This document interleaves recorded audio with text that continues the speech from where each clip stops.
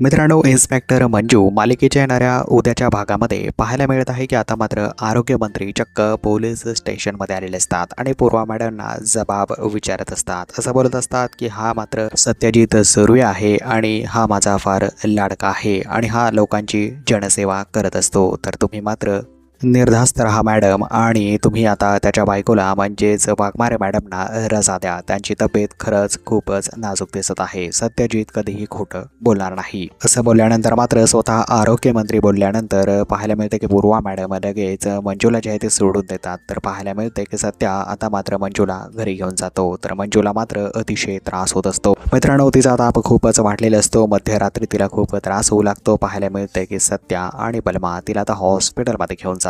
तिकडे घेऊन गेल्यानंतर मित्रांनो, डॉक्टर मात्र बोलतात की तिच्या डोक्यामध्ये ताप जाण्याची दाट शक्यता आहे. तिला आपल्याला इथेच ॲडमिट करून घ्यावं लागेल. तर मित्रांनो, होणाऱ्या पुढील भागामध्ये जी मंजूची अवस्था आहे ती खूप बिकट झालेली असते. अवस्था बघितल्यानंतर स्वतः सत्याला खूप वाईट वाटत असतं. सत्या मनातल्या मनात रडत असतो. त्याला खूपच राग पूर्वा मॅडम चाललेला असतो, कारण सगळ्या गोष्टीमध्ये कारणीभूत पूर्वा मॅडमच असतात.